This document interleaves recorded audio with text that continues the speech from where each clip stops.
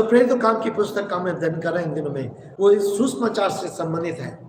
हम देखते हैं प्रभु यीशु मसीह इस पृथ्वी पर थे, 4 जो सुसमाचार उसमें प्रभु ने अपने सुसमाचार को दिया और सबसे बढ़ के अपने जीवन को दिया। ये सुसमाचार है, उसने अपने जीवन को दिया और बाहर देख रही थी और उसने कुछ शिक्षाएं दी, निर्देश दिए। उन्हीं निर्देश का आदर पालन करते हुए कलीसिया के बारे में बोला और तब प्रेरितों काम में कलीसिया की स्थापना है। एक और सुसमाचार बढ़ रहा है, लोग विश्वास कर रहे हैं और कलीसिया बढ़ रही है, लोग बढ़ते चले जा रहे हैं। दूसरा विरोध भी बढ़ रहा है, झूठी शिक्षा भी बढ़ रही है और लोग सताए भी जा रहे हैं और ये क्रम उसी समय से लागू रहा। अगर और भी पीछे आप जाके देखेंगे यीशु मसीह के आने से पहले भी, तो हम देखते हैं ये क्रम उत्पत्ति की पुस्तक से हम देख लेते हैं कि किस प्रकार से वचन के विरोध में या व्यवस्था के विरोध में लोग कार्य करते रहे। बहुत सारे भविष्यवक्ता आए, बहुत सारे नबी आए, उनके साथ कैसा व्यवहार करा। तो परमेश्वर का वचन आरंभ से चला आ रहा है, उत्पत्ति की पुस्तक से हम देखते चले आ रहे हैं। और जैसे हम उत्पत्ति 3 अध्याय में देखते हैं किस रीत से परमेश्वर पहली प्रतिज्ञा की थी और वो प्रतिज्ञा परमेश्वर ने पूरा करना आरंभ किया। पिछली बार जब हम अध्ययन कर रहे थे, विचार कर रहे थे, तो 13 अध्याय में हम थे और 13 अध्याय ये वो अध्याय है जहाँ पर पौलुस और बरनबास को चुना जाता है। और हमने पौलुस और बरनबास के बारे में कुछ बातों को देखा था, किसी परमेश्वर ने पौलुस और बरनबास को चुना है। और ये सच है, आपके साथ शेयर करता कि पौलुस को परमेश्वर ने आरंभ से जन्म के समय उसको चुना गया था। गलती उसके 1 अध्याय 15 पद में वो कहता है मैं माता के जन्म के समय माता के गर्भ में से चुना गया। रोमियो 1:1 में कहता है कि मैं सुसमाचार के कार्य के लिए अलग किया गया, चुना गया। प्रेरितों 13 में हमने पिछली बार देखा था 2 पद में कि सेवा कार्य के लिए वो अलग किया गया। सुसमाचार के लिए उसका चुना जाना, उसको अलग करना। एक मसीह जीवन एक अलग किया हुआ जीवन है। Christian life is the life of separation. हम जो सेंट शब्द इस्तेमाल करते हैं, जो संत शब्द इस्तेमाल करते हैं, संत हिंदी में है, सेंट इंग्लिश में है। सेंट मतलब सेट अपार्ट, जिसको अलग किया गया हो। और एक मसीह विश्वासी उस संसार से अलग किया गया है। और हम देख रहे थे 13 अध्याय में किस प्रकार से ये सुसमाचार का कार्य आरंभ हुआ और ये फैल रहा है। और ये पहली मिशनरी यात्रा है जहां पर पौलुस और बरनबास को भेजा जाता है। उसके साथ मरकुस भी है जो यूहन्ना है और जो बीच में चला जाता है। और हमने शायद समता 43 पद तक हम गए थे और उसके बाद छोड़ा था, लेकिन फिर भी मैं रिविजन के लिए थोड़ा सा पीछे जाऊंगा। और जब हम देख रहे हैं कि किस प्रकार से 26 पद में तो कहता है कि इसलिए ही ये उद्धार का वचन भेजा गया है। प्रभु यीशु मसीह के द्वारा उद्धार आया। अब प्रभु यीशु मसीह के द्वारा ही उद्धार का वचन भेजा गया। जो उद्धार के बारे में मैंने पिछले बुधवार को भी थोड़ा समझाया था, मोक्ष क्या उद्धार क्या है, इस बात को हमने देखा था। 29 पद में जब उन्होंने उसके विषय में लिखी हुई सब बातें पूरी कर ली, तब उसे क्रूस पर से उतार कर कब्र रख दिया, परंतु परमेश्वर ने उसे मृतक को जिला उठाया। और हम बार बार प्रेरितों काम में देख रहे हैं कि प्रेरितों का प्रचार ये है, तुमने उसे मार डाला, तुमने उसे क्रूस पर चढ़ा दिया, तुमने उसको ऐसा किया, लेकिन परमेश्वर ने उसको 30 दिन जी उठाया। और मेरे प्रियो, मसीहत जो है या क्रिश्चियनिटी जो है, इस बात को ध्यान रखिए, वो प्रभु यीशु मसीह के जी उठने पर आधारित है। यदि प्रभु यीशु मसीह जी ना उठे होते तो ना कलीसिया होती, ना विश्वासी होता, ना सुसमाचार होता, ना मसीह का नाम होता। और इसलिए प्रभु यीशु मसीह का जन्म अनिवार्य था, प्रभु यीशु मसीह की मृत्यु अनिवार्य थी, प्रभु यीशु मसीह का बलिदान अनिवार्य था, लेकिन प्रभु यीशु मसीह का जी उठना अनिवार्य है। और न केवल जी उठा, लेकिन लोगों को देखते देखते स्वर्ग पर चढ़ गया और फिर से पुनः वापस आएगा ताकि वो मुझे और आपको अपनी कलीसिया को हमेशा हमेशा ले जाए। और उसका पुनरुत्थान भी अनिवार्य है। ये अदन आशा है। और इसलिए 32 पद में हम तुम्हें इस प्रतिज्ञा के विषय में जो पूर्वजों से की गई थी ये सुसमाचार सुनाते हैं कि परमेश्वर ने यीशु को जुलाकर वही प्रतिज्ञा हमारी संतान के लिए पूर्ण कर दी। बार बार ये वचन संहिता की प्रतिज्ञाओं को पहले से प्रतिज्ञा की गई थी, प्रभु की जो योजना थी। तो वो ये कहता है, तब उसका 37 पद में कह रहा है, पर जिसे परमेश्वर ने जीवित किया वो सड़ने ना पाया। दाऊद से सड़ गया, दाऊद तो मर गया, लेकिन प्रभु यीशु मसीह सड़ने नहीं पाया। दाऊद एक प्रतीक है, लेकिन दाऊद के अंदर भी पाप था, मनुष्य पापी है, पर दाऊद भी मेरे और आपके समान एक दिन जिएगा और उसे नए शरीर और नए जीवन और नए सब कुछ मिलेगा जैसे मुझे और आपको है। लेकिन यहाँ पर परमेश्वर का वचन स्पष्ट रूप से इन प्रेरितों के द्वारा कहला रहा है। तब उसके बाद 39 पद में, और इसी के द्वारा प्रत्येक विश्वास करने वाले, किसके द्वारा? प्रभु यीशु मसीह के द्वारा, उस समाचार के द्वारा, उस सुसमाचार द्वारा विश्वास करने वाले उन सब बातों से छुटकारा पाता है जिसे तुम मूसा की व्यवस्था के द्वारा छुटकारा नहीं पा सकते थे। ये सच है, जो चीज व्यवस्था छुटकारा नहीं दे सकती थी वो प्रभु यीशु मसीह में उसके बलिदान के द्वारा मुझे और आपको छुटकारा मिला। प्रत्येक विश्वास करने वालों को छुटकारा मिला, व्यवस्था के कामों से छुटकारा मिला, पाप के दंड से छुटकारा मिला, मृत्यु के बंधन से छुटकारा मिला। प्रभु ने मुझे और आपको आजाद दिया और ये प्रचार ये लोग कर रहे हैं। जब 44 पद में आते हैं, अब यहूदी लोग उनके सुसमाचार को सुनने के लिए तैयार नहीं थे, कुछ विरोध हुआ, सब कुछ हुआ। 43 पद में, जब आराधना समाप्त हो गई तो बहुत से यहूदी तथा यहूदी मत में आए हुए भक्तों में से बहुत लोग पौलुस और बरनबास के पीछे चल पड़े। उन्होंने वार्तालाप करते हुए उनसे आग्रह किया कि परमेश्वर के अनुग्रह में बने रहे। इन लोगों ने इनको कहा ठीक है, तुमने विश्वास किया है, लेकिन अब तुम्हें परमेश्वर के अनुग्रह में बने रहना है। पर 44 पद में तब क्या हुआ? अगले सबको प्राय सारा नगर परमेश्वर का वचन सुनने के लिए उमड़ पड़ा, परंतु जब यहूदियों ने भीड़ को देखा तो वे ईर्ष्या से भर गए। अब यहाँ पर हम एक कार्य को देख रहे हैं, यहाँ पर विरोध को देख रहे हैं, लेकिन विरोध के साथ साथ परमेश्वर एक और कार्य करने जा रहा है। क्या कार्य करने जा रहा है इस पर हम देखेंगे। निंदा करते पौलुस की कई बातों खंडन कर ले, तब पौलुस तथा बरनबास ने दृढ़ता पूर्वक करा। ये अवश्य था कि परमेश्वर का वचन पहले तुम्हें सुनाया जाता, परंतु इसलिए कि तुम उसकी अवहेलना करते हो तथा अपने आप को अनंत जीवन के अयोग्य ठहराते हो, तो देखो हम गैर यहूदियों की ओर फिरते हैं। अब ये यहाँ से अन्य जातियों की ओर फिर लिए।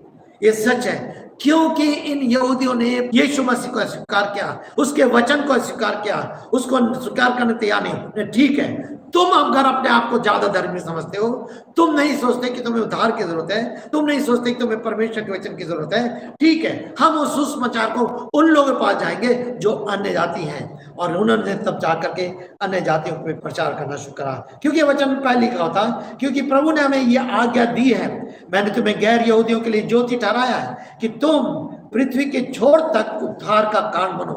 जब सामर्थ पाओगे, पवित्र आत्मा तुम्हें मिलेगा और तुम सामर्थ पाओगे और तुम यरूशलेम, यहूदिया, सामरिया और पृथ्वी के छोर छोर तक मेरे गवाह होगे। और ये कार्य हो रहा है। अब ये सुसमाचार पृथ्वी के छोर छोर तक फैलता चला जा रहा है। तब उसके बाद आगे बढ़ते हैं और तब लिखा है, जब गैर यहूदी ने सुना तो वे आनंदित होने तथा प्रभु के वचन की प्रशंसा करने लगे। और जितने अनंत जीवन के लिए ठहराए गए थे, जिनको परमेश्वर चुना था, उद्धार की प्राप्ति परमेश्वर के चुनाव पर निर्भर होती है, उन्होंने विश्वास किया और प्रभु का वचन पूरे क्षेत्र में फैलता चला गया।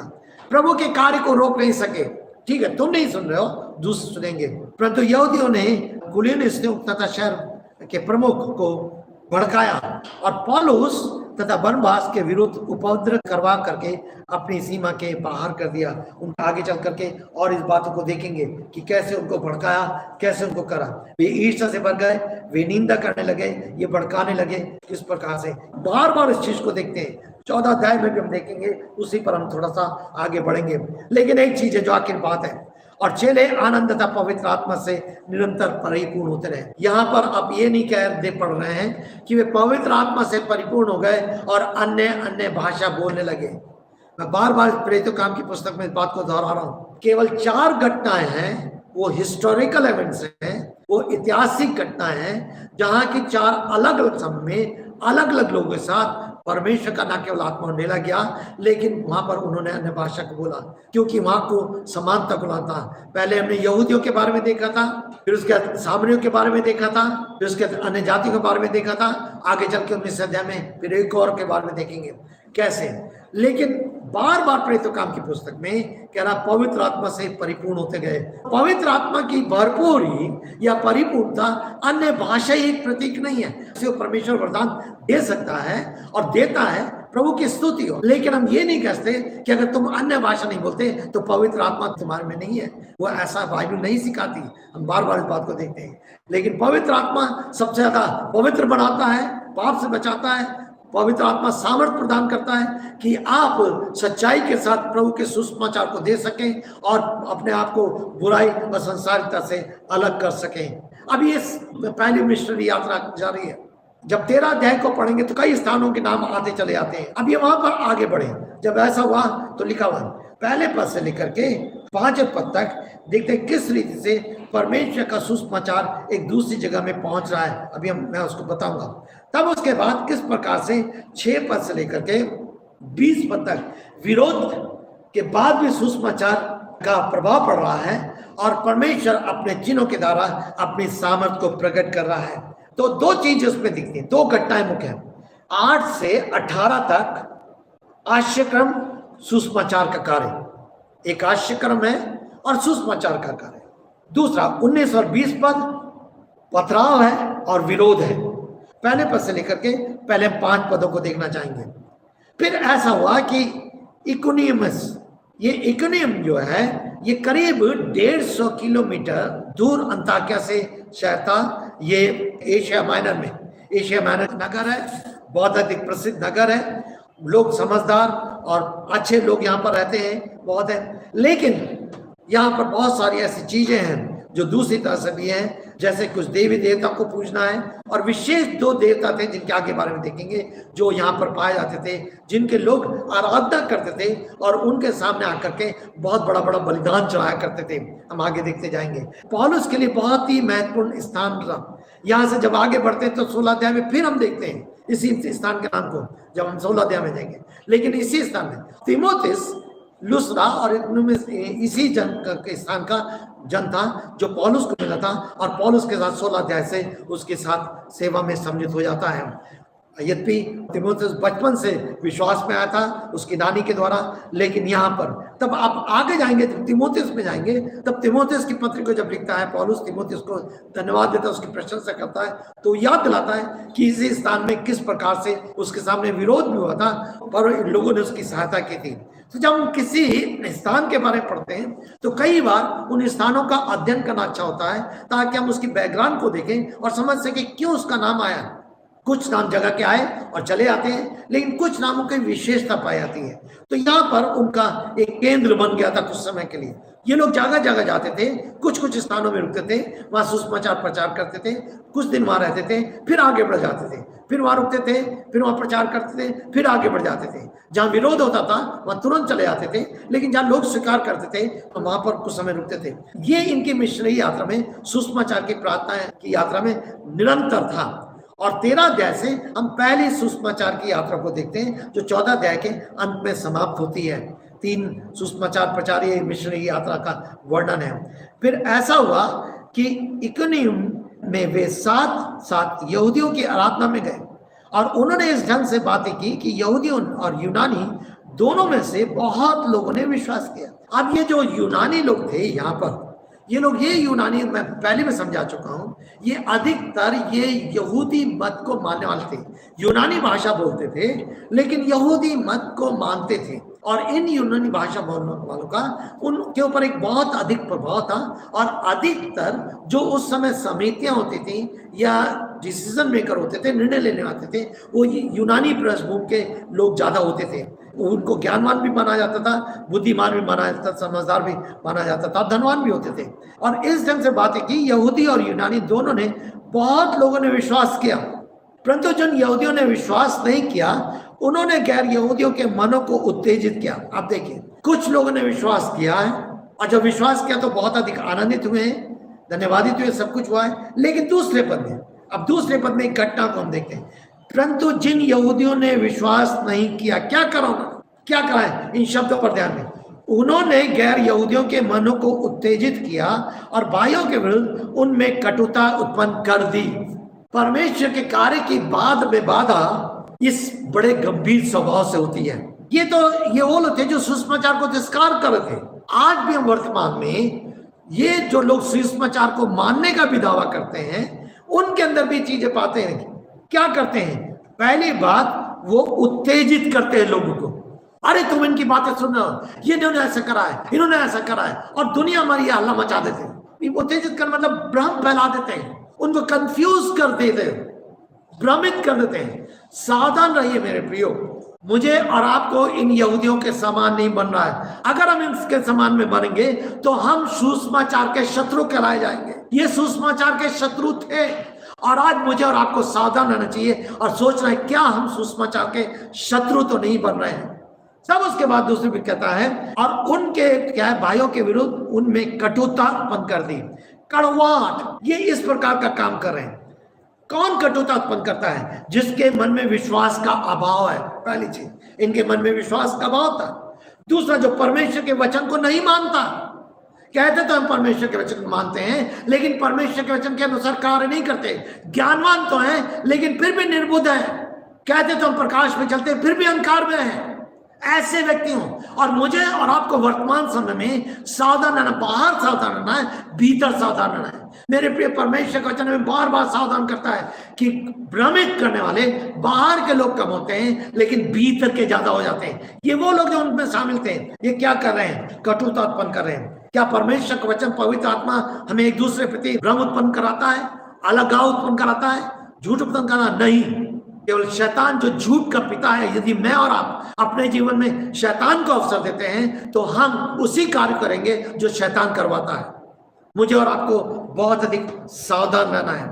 सच्चाई को कहना ये अच्छी बात है लेकिन झूठ और छल और धोखा को लेकर चलना ये शैतान का काम है। हम अपने जीवन को ना जानते हुए कहीं ना कहीं शैतान के हाथों में देके उसी के साथ चलाते हैं, लोगों को भ्रमित करते हैं। तीसरी बात, जिनके मन में विश्वास का भाव है, जो परमेश्वर के वचन को नहीं मानते हैं, जो अपने स्वार्थ को पूरा करना चाहते हैं, अपने किसी भी प्रकार से अपने स्वार्थ को पूरा चाहते हैं, चाहे अपने अगुवेपन के स्वार्थ को पूरा करना चाहते हैं, चाहे अपने धन के पूर्ति के लिए अपने स्वार्थ को पूरा चाहते हैं, चाहे प्रभु ने आपको बड़ा बनाने के लिए स्वार्थ को पूरा करना चाहते हैं, चाहे किसी को दबाने के लिए अपना स्वार्थ पूरा करना चाहते हैं। ये वे हैं जो स्वार्थ पूरा, यही आगे भी हम देखेंगे। कलीसिया, इस प्रेरित काम की कलीसिया में जो प्रैक्टिकल लाइफ है वो बहुत दिखाई गई है हर जगह। जो आज भी हम बार बार वचन पढ़ते, तब और अब, तब और अब। उस समय था, आज क्या हो रहा है? आज कलीसियाओं में क्या है? आज के समय में क्या सुसमाचार प्रचार में क्या है? और वो कह रहे हैं कि क्या? तीसरा पद, इसलिए वे वहां बहुत दिनों तक रहे और प्रभु पर भरोसा रखते हैं। अब ये देख लीजिए कि किस प्रकार से। तो सावधान रहे मुझे और आपको आगे बढ़ने से पहले, जो स्वार्थ के साथ साथ ये झूठ का सहारा लेते हैं और उसके साथ वचन को तोड़ मड़ोड़ कर प्रस्तुत करते। अभी हम कल एक भाई के साथ बात करते हैं, मुझे बहुत अच्छा लगा। उस भाई ने कहा कि हम बात सुन करके दूसरे से बात करने में सावधान रहते हैं कि कुछ ना कुछ बात में गड़बड़ हो जाता है। मुझे बहुत अच्छा लगा, ये अच्छी समझ की बात थी और ये सच है। हमें सीखना है, समझना है। और मेरे प्रियो, हम देखते हैं 3 पद में कह रहा है परमेश्वर का वचन क्या कह रहा है यहाँ। इसलिए वे वहां रहे, लेकिन उन्होंने क्या करा? और प्रभु पर भरोसा रखते हुए, कि निर्भरता प्रभु के पर निर्भर है, प्रभु पर निर्भर रहते हुए वो प्रचार करते रहे। प्रचार का कार्य नहीं रुका, सुसमाचार प्रचार का कार्य नहीं रुका। दूसरी बात क्या कह रहा है? वो प्रचार करते रहे और प्रभु उनके हाथों चिन्ह और अद्भुत काम करवा कर अपने अनुग्रह की साक्षी देता रहा। प्रभु चिन्ह और अद्भुत काम दिखाकर, तब उसके बाद तीसरी बात, अनुग्रह के वचन की साक्षी देता है। परमेश्वर का वचन अनुग्रह का वचन है। हमारे वचन में अगर हमसे गलती होती है, त्रुटि होती है, तो हमें देखना है, समझना है और उस बात को दीनता से मांगना है। लेकिन इस बात को ध्यान में रखना है। तब क्या हुआ? 4 पद में, जब ये सब कुछ हुआ परंतु नगर के लोगों में फूट पड़ गई, जिससे कुछ तो यहूदियों के पक्ष में हो गए और कुछ प्रेरितों के पक्ष में हो गए। क्या हो गया? 2 समूह बढ़ गया। कुछ लोग इधर हो गए, कुछ लोग उधर हो गए। ये किसने शुरू करा? यहूदियों ने शुरू करा। कब शुरू करा? जो अपने आप को धर्म के ठेकेदार समझते थे। क्यों?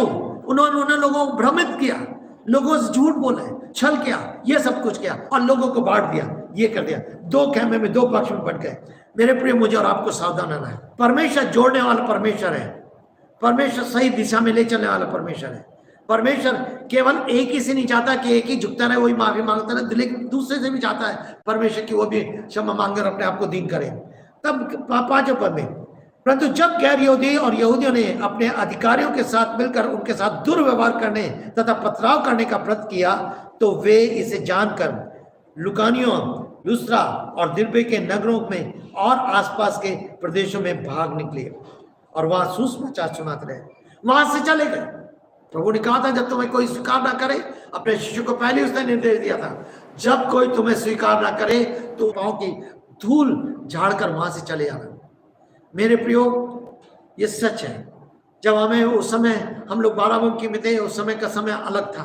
गांव गांव देहातों में बहुत जगह हमने प्रचार किया। प्रभु का धन्यवाद है, प्रभु के अनुग्रह के लिए। कितने मेलों में प्रचार में, और कई बार विरोध के समय में चुपचाप से वहां से हट जाना पड़ता था और वो ज्यादा बेहतर था। अलग परिस्थिति, कई जगह हम खड़े भी रहे, कई जगह बातचीत भी, कई जगह बहुत सारा हुआ, लेकिन हर समय अलग लग रहा। ये पौलुस समझदार थे, उन्होंने कहा ठीक है, तुम नहीं स्वीकार करो, कोई बात नहीं, अब तुम दंडित हो गए क्योंकि तुमने परमेश्वर के सुसमाचार को स्वीकार नहीं करा, और इसलिए तुम जानो। लेकिन परमेश्वर का कार्य सुसमाचार का कार्य होगा नहीं। मेरे प्रियो, मरने के अंतिम दम तक हमें सुसमाचार के कार्य के प्रचार में लगे रहना है। अब 8वें से लेकर 20 पद तक जो हम देखते हैं, हमने देखा किस प्रकार से विरोध भी है, सब कुछ है, सुसमाचार प्रचार हो रहा है। इस लुस्त्रा में 2 मुख्य घटना घटी। लुस्त्रा में एक मनुष्य बैठा था जिसके पैर निर्बल थे। मैंने आपसे बताया था कि जो घटनाएं पतरस के साथ घटी गई हैं 12 अध्याय के अंदर वही घटनाएं ठीक पौलुस के साथ भी घट रही हैं। वहां पर भी एक लंगड़ा था जिसको उन्होंने चंगाई दी थी। यहाँ पे भी एक जोले का मारा है, लंगड़ा है, ये लोग चंगाई दे रहे हैं। वो माँ के गर्भ से ही लंगड़ा था और कभी नहीं चला था। ये व्यक्ति पौलुस को बातें करते सुन रहा था। पौलुस ने उसकी ओर टकटकी लगाई, देख करके उसे चंगा हो जाने का विश्वास है, बड़ी जोर से कहा, अपने पैरों पर सीधा खड़ा हो जा। पतरस ने कहा, हमारे पास धन नहीं है, ना सोना है, ना चांदी है, ना कुछ है, यीशु नासरी के नाम से उठ और चल। फिर वो तुरंत लंगड़ा खड़ा हो गया।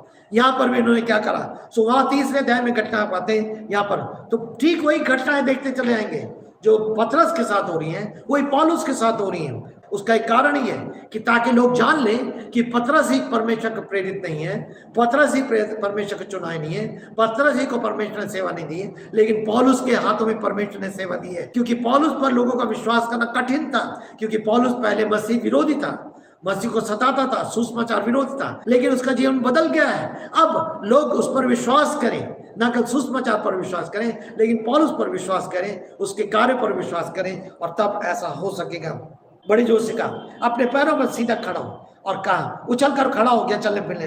पौलुस इसको देखकर लुकानिया की भाषा में, लुकाने की भाषा, वो वहां पर जो समुदाय था वो उनकी ट्राइबल, मान लीजिए ट्राइबल लैंग्वेज है, उनकी क्षेत्रीय भाषा, और पौलुस जानता था, इसलिए उसने उस भाषा को उपयोग करा, क्योंकि वो वहां रह गया था, कुछ भाषा उसको समझ में आ गई थी, उसने उस भाषा का उपयोग करा ताकि लोग उस भाषा को समझ सके।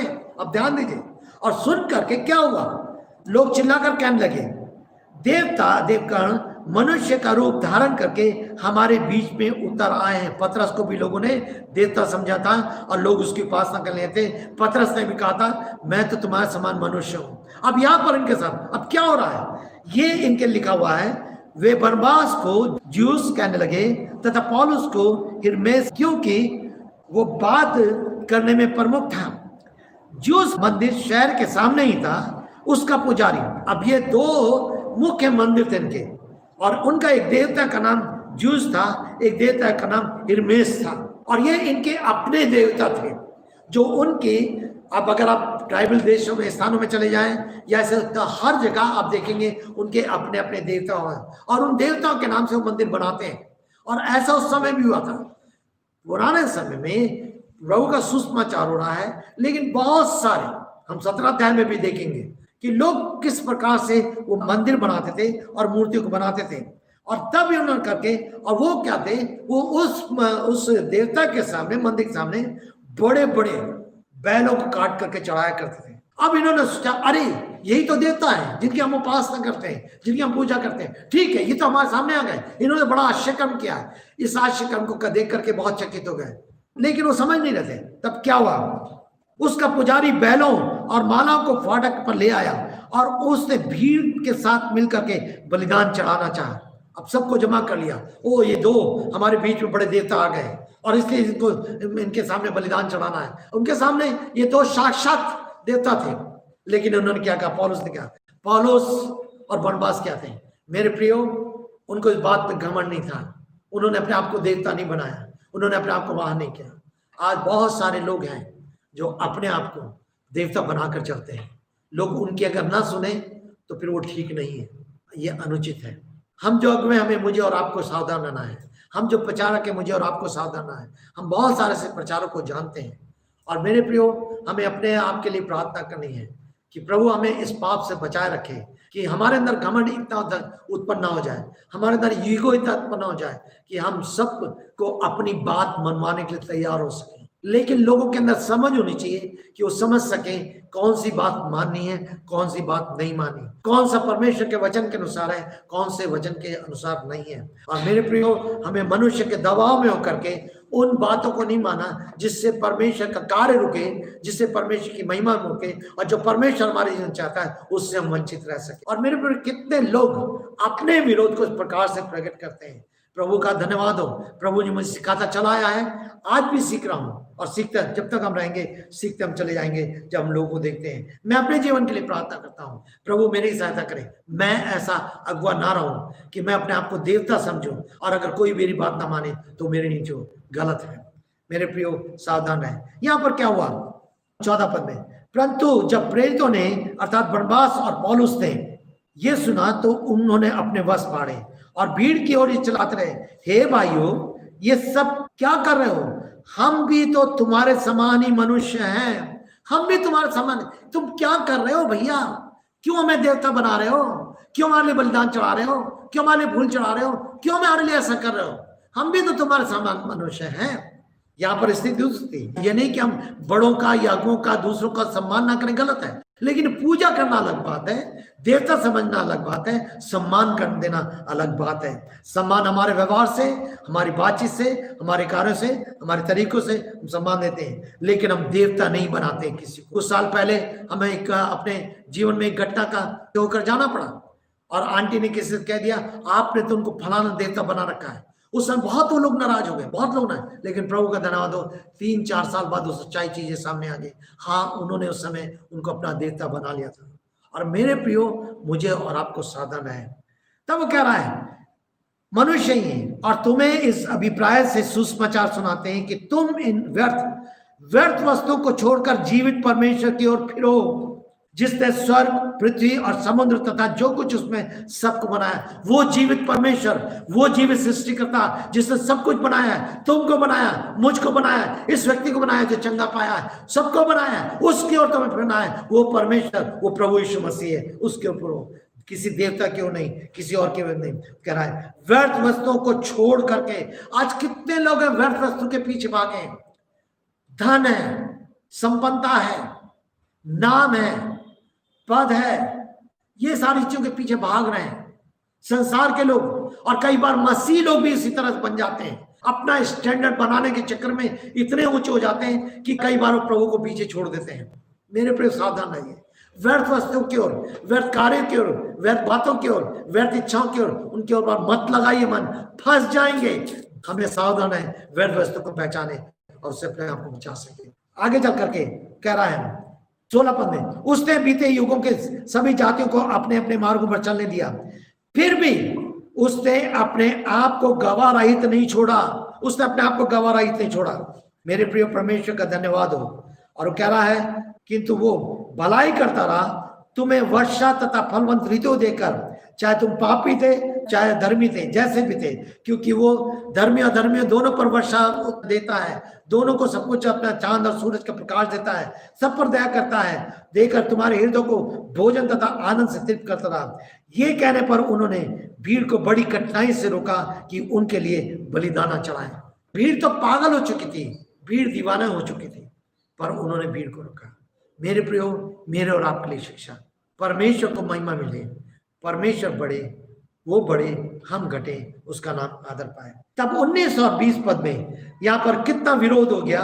यहाँ पर लिखा है, विरोध, सतावनी, कठिनाई, पथराव हो गया, परंतु अंताकिया तथा इकोनियम से यहूदी आए और उन्होंने भीड़ को अपने पक्ष में। अब देखिए कहां से, अंताकिया, जहां से उन्होंने सेवा शुरू कर दी, 150 किलोमीटर ये दौड़ के चले आए वहां से। और इकने में जो वहां था, जो इसके बारे में हमने पहले देखा, वहां से अरे ये सुसमाचार प्रचार हो रहा है, उसके पीछे पीछे, जैसे पौलुस पहले मसीहों को सताने के लिए पीछे भागता था, अब लोग पौलुस को पकड़ने के लिए, उसको सताने के लिए पीछे भाग रहे हैं। पौलुस यरूशलेम से निकल निकल के लोगों को जगह जगह जाके पकड़ता था और बंदीगृह में डालता था। लेकिन अब पौलुस का पीछा कर रहे हैं। और क्यों पीछा कर रहे हैं? कि ताकि किसी प्रकार से पौलुस सुसमाचार प्रचार ना करे, पौलुस का काम बिगड़ जाए, पौलुस की सेवा बिगड़ जाए। ओ पिता परमेश्वर, काम बिगड़। कितनी बार हम लोगों के पीछे इसी तरह पड़ जाते हैं, उनका काम बिगड़ जाए।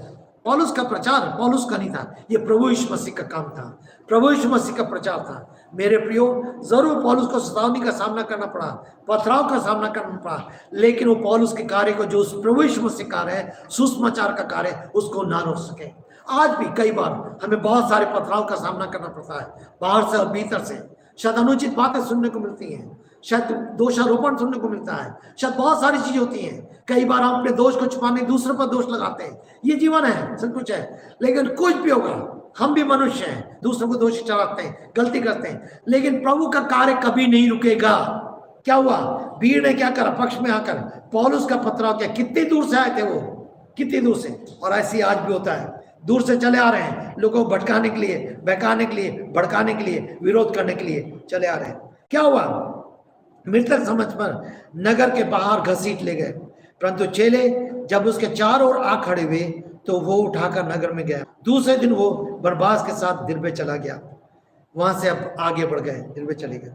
मेरे प्रियो, 21 से 28 तक तब हम देखते हैं, मेरे प्रियो, सच्चे परमेश्वर का कार्य है। और परमेश्वर का कार्य परमेश्वर की तरह से होता है। और रोमियो क्या कहता है? रोमियो 15 अध्याय में पौलुस दान को मानता था, और पौलुस क्योंकि जानता था जहां सुसमाचार नहीं पहुंचा है वहां उसको सुसमाचार पहुंचाना है। और पौलुस कहता है मेरे मन की अभिलाषा ये है, रोमियो में बार बार कहता है, यदि मैं सुसमाचार प्रचार ना करूं तो मुझ पर आए। पिछली बार हम देख रहे थे, लेकिन 15 अध्याय में, 15 के 20 पद में, मेरे मन की आकांक्षा यही रही कि जहां मसीह का नाम नहीं लिया गया वहां सुसमाचार सुनाऊं। ऐसा ना हो कि दूसरों की नींव पर घर बनाऊं, परंतु जैसा लिखा है, जिन्हें उसका सुसमाचार नहीं पहुंचा वे ही देखेंगे, और जिन्होंने नहीं सुना वे ही समझेंगे। जहां सुसमाचार नहीं सुनाया गया, मेरे प्रियो, ये अच्छी बात है। कलीसियाओं की स्थापना होना बहुत अच्छी बात है, बहुत जरूरी है, लेकिन भला हो कि हम उस स्थान पे कलीसियाओं की स्थापना करें जहां सुसमाचार सुनाया नहीं गया। प्रभु ने इतने पिछले 40-45 वर्षों में मेरी सहायता की, मुझे अगुवाई दी कि हम ऐसे स्थान पर सुसमाचार का आरंभ कर सके, कलीसिया का, जहां प्रभु का काम नहीं था। चाहे 12 हो, चाहे लखनऊ हो, चाहे और स्थान हो, बस्ती हो, और उसके बाद कानपुर में भी बहुत सारे सीधे स्थान पे 3 कलीसिया, अलग स्थानों में सहयोग के साथ। जब उन्नाव में कार्य की सेवा शुरू करी गई, भाई बहादुर के साथ बेतल में थे, वहां पर भी कुछ नहीं से शुरू करा। आज प्रभु धन्यवाद हो, वहां पर बहुत सारे विश्वासी हैं, बहुत सारी कलीसियां हैं, लेकिन शुरुआत बेतल कलीसिया, बेतनी कलीसिया से हुई, जहां कुछ नहीं था। प्रभु ऐसे काम करता है। मेरे प्रियो, काश प्रभु के लोगों को ये दर्शन मिले, ये बोझ मिले, ये सच्चाई मिले। लिखा है कि मैं दूसरों की नींव पर घर ना बनाऊं, ये हमारे जीवन होना चाहिए। ये परमेश्वर का वचन करना। अब 21 पद से लेकर के क्या वो किस तरह से समाप्त करा, प्रोत्साहित करा है, सुसमाचार का कार्य हो रहा है। 21 पद से लेकर के 28 पद तक अपने केंद्र अंताकिया के वापस जाने की तैयारी है। लेकिन प्रभु का काम किस प्रकार से हो रहा है? और उस नगर में सुसमाचार सुनाने तथा बहुत से चेले बनाने के पश्चात वे लुस्त्रा वापस आ रहे हैं, इनकुमिया और अंताकिया को लौट आए। उसी रास्ते से वो वापस लौट गया। लेकिन क्या हुआ? और चेलों के मनों को स्थिर करते और विश्वास में स्थिर बने रहने के लिए ये कहकर प्रोत्साहित करते रहे। क्या कर रहे हैं? वापस आए। अंताकिया कैपिटल था, अंताकिया उनका केंद्र बन गया था। मैंने पहले बताया था, यरूशलेम से शिफ्ट होकर अंताकिया उनका सुसमाचार का केंद्र बन गया था। लेकिन क्या कर रहे हैं? चेलों को मनों को स्थिर कर रहे हैं। ओ, तुमने विश्वास किया है, परेशान मत हो, घबराओ मत, प्रभु सच्चा है, प्रभु जीवन है, विश्वास में बने रहो, विश्वास को थामे रहो, प्रभु में बने रहो। उनके मन को स्थिर कर रहे हैं, घबराहट से, व्याकुलता से, बेचैनी से स्थिर कर रहे हैं। और विश्वास में स्थिर बने रहने के लिए ये कहकर प्रोत्साहित करते रहे, प्रोत्साहित कर रहे हैं। ना कि उनके मन को स्थिर कर रहे हैं, विश्वास में उनको स्थिर कर रहे हैं, लेकिन उनको प्रोत्साहित करें। क्या प्रोत्साहित करें? ठीक है, हमें बड़े क्लेश उठाकर परमेश्वर के राज में प्रवेश करना पड़ेगा। ओ ये सच है, मसीह जी में हमें कठिनाई का सामना करना पड़ेगा। यदि आपने प्रभु यीशु मसीह का उद्धारकर्ता स्वीकार किया है, उसको पापों की क्षमा पाई है, प्रभु ने पश्चाताप किया है, आपके जीवन में प्रभु का उद्धार का कार्य हुआ है, उसके सुसमाचार को जाना है। ओ पापों की मजदूरी तो मृत्यु है, परंतु प्रभु यीशु मसीह का वरदान प्रभु यीशु मसीह में अनंत जीवन है। ये कहकर आपने पापों की क्षमा को माना है, प्रभु मैंने पाप किया है, मैं पापी, मुझे क्षमा कीजिए, मेरे जीवन में आइए, मेरे जीवन को बचा लीजिए, मैं आप पर विश्वास करता हूँ, विश्वास करती हूँ, मैं अपने जीवन को आपके हाथों में सौंपती हूँ। ये प्रक्रिया आपके जीवन में हुई है मेरे प्रियो। सच में विरोध आ सकता है, घर वालों की तरफ से विरोध आ सकता है, पड़ोसी की तरफ आ सकता है, जिन लोगों के साथ आप काम करते हैं उनके साथ विरोध आ सकता है, बहुत जगहों पर विरोध आ सकता है, बहुत सारी बातें। मैं बार बार लोगों से बात करते सुनते हैं इस प्रकार से, लोग सताते हैं, लोग ठट्टा उड़ाते हैं, आपके ऑफिस में ठट्टा उड़ाते हैं, आपके कार्य में, जिस कार्य में कई बार हम उन भाइयों से सुनते हैं जो हमारे कुछ भाई लोग टाटा में हैं, जो उन्होंने विश्वास किया है, विश्वास करने के बाद उनको किस प्रकार से लोगों ने हंसी उड़ाई, ठट्टा उड़ाया, लेकिन प्रभु का धन्यवाद हो, वो विश्वास में स्थिर है। तब वो कहता है, फिर उन्होंने प्रत्येक कलीसिया के प्राचीन नियुक्त करो। अब उन्होंने कलीसिया के प्राचीन को नियुक्त करना शुरू करा है। कलीसिया बन रही है, इन स्थानों बढ़ती चली आ रही है, अब कलीसिया के प्राचीन को नियुक्त करना, उपवास सहित प्रार्थना की, प्रार्थना उपवास के साथ प्रार्थना, सुसमाचार प्रचार और प्रार्थना ये साथ चल रही है। कलीसिया में प्राचीन नियुक्त किए जा रहे हैं, परमेश्वर का राज्य में प्रवेश करने के लिए प्रोत्साहित किया जा रहा है। सताए जाओगे, कठिनाई आएगी, क्लेश उठाना पड़ेगा, परेशानी होगी, लेकिन पहला पत्र उसका 4 अध्याय, यदि हम मसीह होने का कारण दुख उठाएं तो कौन सी, ये बड़े हमारे लिए आनंद की बात है। और ये कहकर उसने परमेश्वर के हाथों में सौंप दिया जिसे उन्होंने विश्वास किया था। 24 पद से लेकर के 28 पद तक अब वो किस प्रकार को समाप्त करता है। पौलुस और बरनबास सुसमाचार के लिए उनका समर्पण था, राज का होते हुए चले आए, फिर पिरगा के में वचन सुनाकर वे अतालिया गए और वहां से वे जहाज द्वारा अंताक्या गए और वहां परमेश्वर का अनुग्रह उस कार्य के लिए सौंपा गया जिसे उन्होंने पूरा किया था। यहाँ पहुंचकर उन्होंने कलीसिया को एकत्रित किया और जो कुछ परमेश्वर ने उनके साथ किया था उसे कह सुनाया। ओ पिता, ये सच है, कलीसिया के साथ अपने सुसमाचार की कार्य की सेवा को बांट रहे हैं। ओ हम वहां गए थे, ये कठिनाई थी, वहां विरोध हुआ था, वहां सुसमाचार दिया, उन्होंने विश्वास किया, वो प्रभु के पीछे चले, उनके साथ ऐसा हुआ, सारा एक सुसमाचार कहना चाहिए आज के शब्दों में, एक प्रकार से वो पूरी कंप्लीट रिपोर्ट दे रहे हैं उनकी मिशनरी यात्रा की, विजिट की, ये कहकर कि किस प्रकार परमेश्वर ने गैर यहूदियों के लिए विश्वास के द्वार खोल दिए, तब वे चेलों के साथ बहुत दिन तक रहे। किस प्रकार से उन्होंने आनंदित कि क्या हुआ, गैर यहूदियों के लिए विश्वास के द्वार खोल दिए, ना केवल यहूदी लोग लेकिन अन्य जातियों ने भी विश्वास किया। ये पहली मिशनरी यात्रा में किस प्रकार से वे आगे बढ़े और आगे बढ़कर के प्रभु की दिव्य कार्य किया। मेरे प्रियो, सच है, एक ही चीज है, सुसमाचार प्रचार। कष्ट आएगा, दुख आएगा, विरोध आएगा, कठिनाई आएंगी, लेकिन सच्चाई के साथ। जहां सुसमाचार प्रचार नहीं किया गया, कितना अच्छा हो जिनको कलीसिया स्थापित करने का बोझ है, प्रभु का धन्यवाद हो, कलीसिया स्थापन करें, लेकिन कितना अच्छा हो कि वहां से जाए जहां प्रभु का काम नहीं है, उन स्थानों में। पौलुस कहता है ऐसा ना हो मैं दूसरों की नींव पर घर बनाऊं।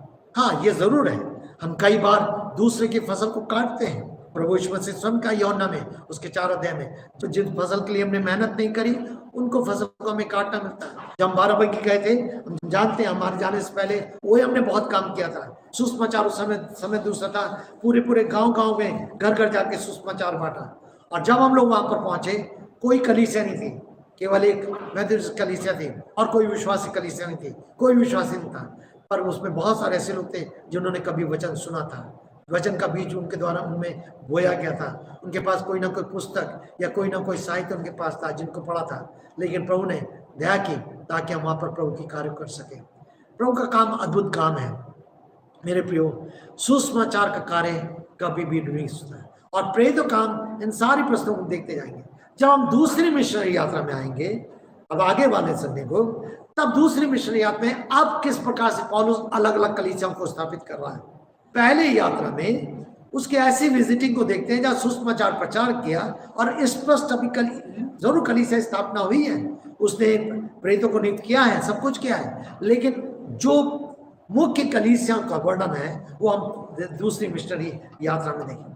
समाप्ति पर मेरे और आपके लिए चुनौती, या मेरे और आपके लिए सोचने और विचारने की बात ये है, जिसको मुझे और आपको अपने जीवन में लेना है, मेरे और आपके जीवन में, परमेश्वर के लिए, परमेश्वर के सुसमाचार के लिए, परमेश्वर के अगुओं के लिए, उनके कार्य के लिए क्या समर्पण है, मुझे और आपको देखना है। मेरे प्रियो, भ्रमित न होइए, कलीसिया को पहचानिए, सुसमाचार को पहचानिए, परमेश्वर के वचन को पहचानिए। निर्णय लेने से पहले कोई भी हो, बात सोचिए क्या ये वचन के अनुसार है।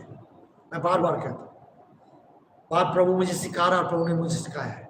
और जो भी मैं कदम उठाना चाहता हूँ, मैं इस बात को सचेत होकर क्या ये वचन के अनुसार है, हमें देखना है। मेरे प्रियो, सावधान है, प्रभु सहायता करे। आने वाले इतवार को प्रभु की सहायता से हम 15 अध्याय में देखेंगे। 15 अध्याय एक अलग अध्याय है, उस अगली बार मैं वर्णन करूंगा। सो काश परमेश्वर मेरी और आपकी सहायता करें। आइए हम प्रार्थना करेंगे।